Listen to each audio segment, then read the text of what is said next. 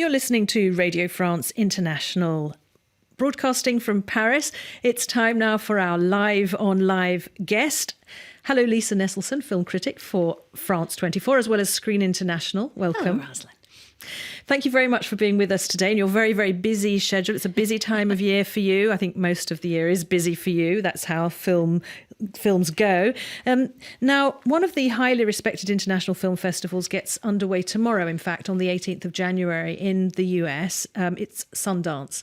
Sundance as an institute was set up by Robert Redford in 1969 in the state of Utah. That's quite a long way from Los Angeles or even from New York, if you're talking about independent film. It's not a place known for glamour. It's not a state we talk about very often, like the venues where most of the big international film meets take place.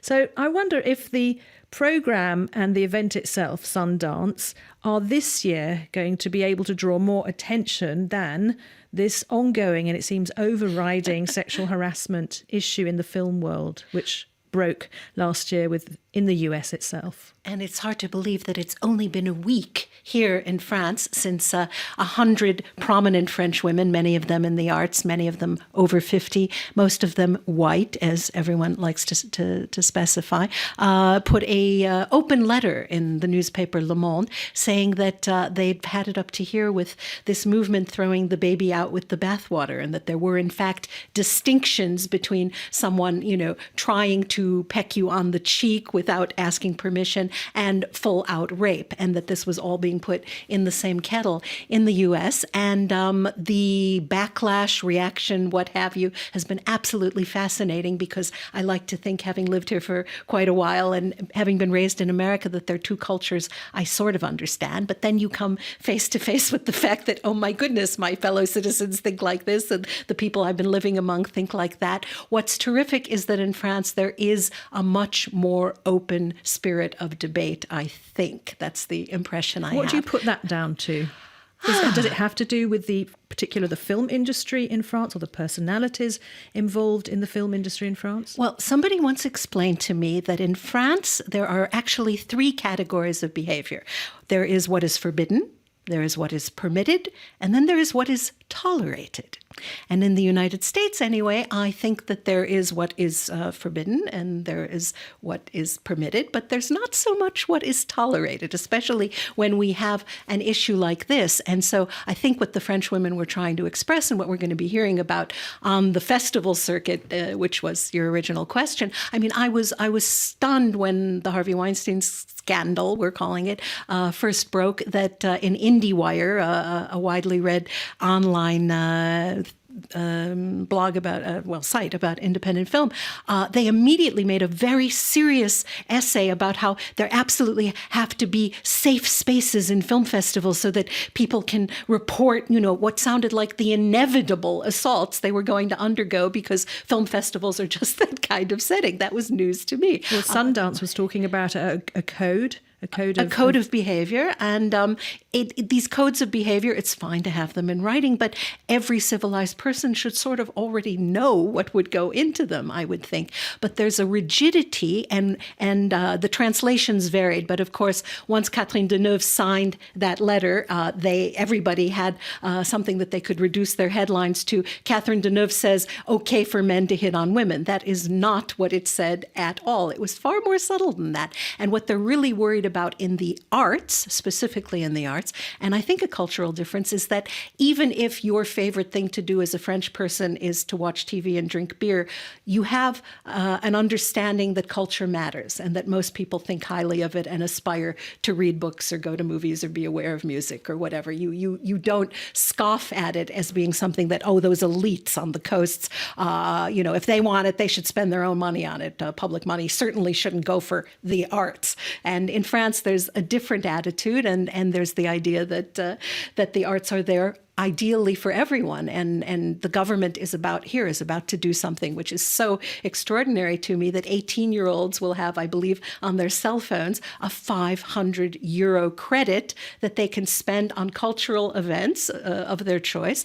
And that will go with an app that will tell them where the nearest ballet or the nearest theater is. So that's a chance to maybe find a lifelong vocation. There are so many actors who, when people say, how did you get into acting? They'd say, I didn't even know it existed. But then my school, there was a tour of a theater company and I thought, oh, I'd like to do that. Or a dancer came and I thought, oh, I'd like to do that. And so exposing people to things, that is understood in France, and it's understood as belonging to everyone. In the US, unfortunately, so many things belong more to private enterprise. They should pay their own way. So Sundance holds this very special place in that everyone has agreed to talk about it as if it has a special place. But I'm not sure that that's strictly true. And they now demand that, I think they're showing 110 films, and 100 of them are world premieres. So even the most dedicated, assiduous film critic who doesn't need much sleep is never going to be able to, A, get into and B, see all of those. And so then, and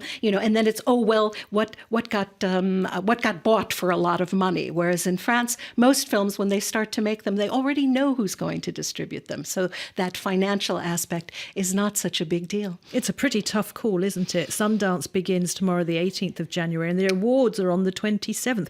Will the jury have time to see the films that are in competition? Oh, juries are usually pretty well taken care of. Well, you know about that, don't you? I do.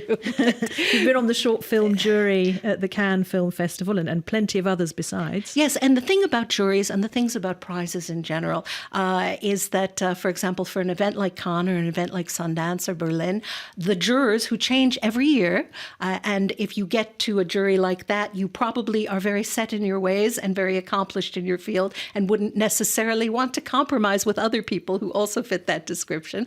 And so, a jury can only give prizes to the films they're presented with, whereas something like the Oscars or the BAFTAs or any of the annual awards has to do with movies that happen to come out between January 1st and December 31st of a given calendar year. There are years where there are, serial miracles, and there's a lot of movies that deserve prizes.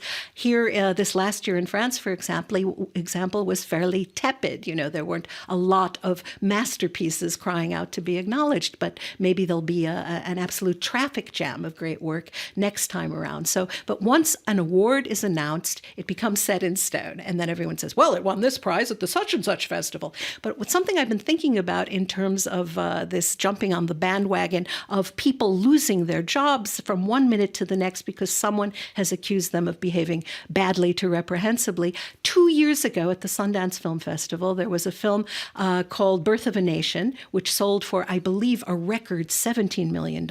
It was based on the true story of a slave revolt in the United States, and everyone was saying it was going to be the film to beat. And then when it actually came out in theaters, somebody dredged up that the man who made it and the man that he co-wrote the script with had both been accused of raping a classmate when they were in college, perhaps 10, 12 years prior.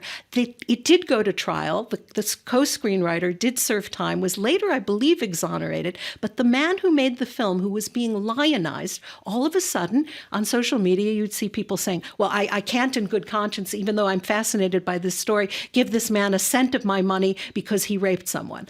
But I was very heartened that Samantha Geimer tweeted that she supported Catherine Deneuve and the other signatories of the open letter. Why is that? Because Samantha Geimer is the woman who Roman Polanski raped when she was 13 going on 14. And she said, that doesn't, if you read her wonderful book from a few years ago called The Girl, written from the point of view of her 13-year-old self, she was not at all traumatized by the rape. What she was traumatized by was the way the grown-ups all, started assaulting her literally and demanding that she give testimony about, and then what happened, and then what happened. Her entire family generally agrees that Roman Polanski did the right thing by fleeing the country, that he was never going to get a fair shake. And this is shorthand to this day. I just heard this morning on the radio that two of the actors who were in not Woody Allen's film that'll be coming out in a few weeks here in France, Wonder Wheel, but the one he's completed since, have decided to give back the salaries they were paid and give them to the movement that was just founded Time's Up to defend people who have been sexually assaulted or harassed, based on what I do not know. And that's a big difference in France, because I've asked colleagues, and nobody is ever going to refuse to see a Woody Allen movie because they think he may have inappropriately behaved with one family member, maybe. Lisa, these are subjects that we could talk about literally till the cows come home. I had wanted to talk about Le Petit Paysan, which is a film about a cow farmer in France that had a great success at the box office this year with more than 500,000 entries, which is something really big for a first independent film in France. We'll talk about that next time. Okay. Lisa Nesselson, thank you very much for being with us today, and we wish the Sundance Festival all the very best. Of course we do.